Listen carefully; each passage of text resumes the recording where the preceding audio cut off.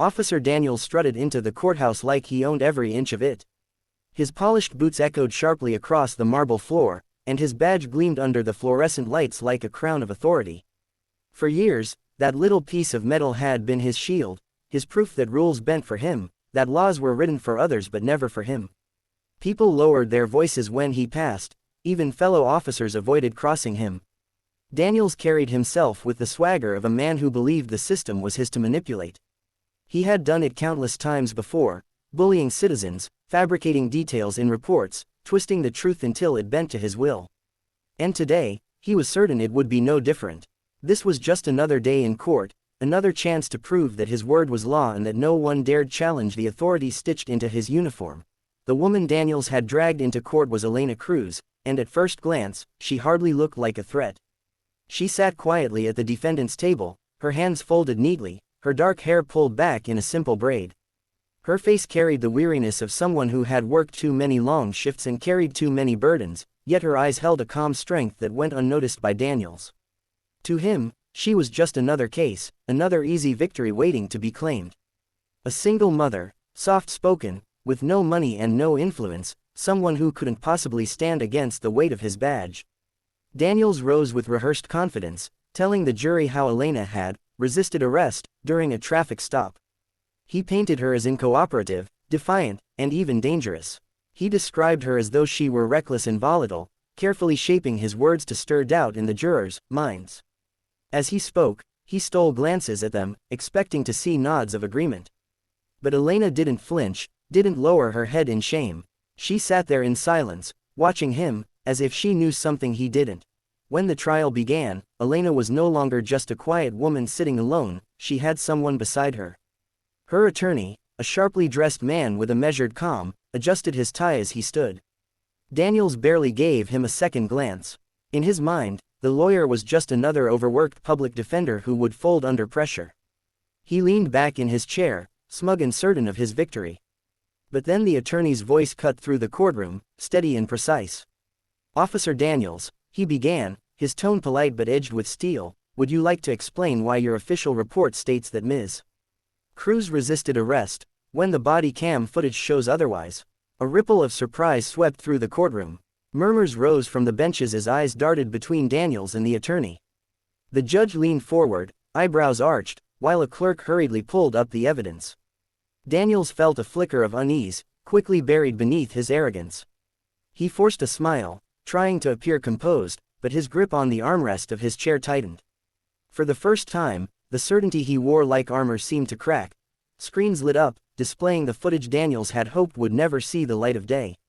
The body cam showed Elena's trembling hands on the steering wheel, her voice pleading softly as she tried to explain herself. Then, clear as daylight, it captured Daniels shoving her against the car, ignoring her cries, and twisting the truth he would later write into his report. Every detail he had presented as fact now stood exposed as a lie.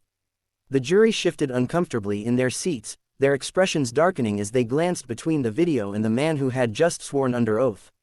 Even the judge, usually stoic and unreadable, leaned forward with narrowed eyes, scrutinizing Daniels with newfound intensity. The smirk that had played on his lips since morning was gone, replaced by a tight jaw and beads of sweat forming at his temple. For the first time in his career, Daniels wasn't the one in control. The badge pinned to his chest no longer seemed to command respect, it gleamed under the harsh lights like a piece of evidence itself, proof that authority could be abused. He sat frozen, realizing that the courtroom was no longer buying his story. The truth, caught on camera, had stripped him bare. Elena's attorney didn't stop at the body cam footage. With deliberate calm, he opened a thick folder and began presenting a pattern Daniels had hoped would stay buried forever. "This isn't the first time Officer Daniels' reports have failed to align with the facts," the lawyer said, his words cutting through the heavy silence. He placed documents on the evidence table, past complaints from citizens who had accused Daniels of excessive force, false arrests, and intimidation. Most had been dismissed, stamped away in a system that had always protected him. The jury leaned in, their eyes widening as the attorney laid out testimony after testimony, each one echoing the same abuse of power. One man had been jailed for a crime he didn't commit because Daniels' word was taken over his own. Another woman had nearly lost custody of her child after Daniels branded her unstable in his report. The courtroom seemed to tighten around him, the walls closing in as the truth spilled out like poison. Daniels shifted in his seat, his polished confidence unraveling. He tried to speak, to object, but every word caught in his throat. His badge, once the shield he wielded so easily, felt heavy on his chest, no longer a symbol of protection but of corruption laid bare. Under the attorney's relentless precision, the invincible officer began to look small, cornered, and utterly breakable. When the verdict was finally read, the courtroom was silent enough to hear the shuffle of papers on the judge's desk. The jury found Elena not guilty of every charge, and, more than that, their decision triggered something bigger. The district attorney rose, his voice steady as he announced that Daniels himself would be placed under immediate investigation.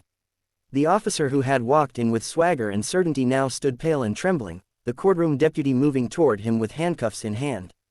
The clink of cold steel around his wrists was louder than any gavel strike.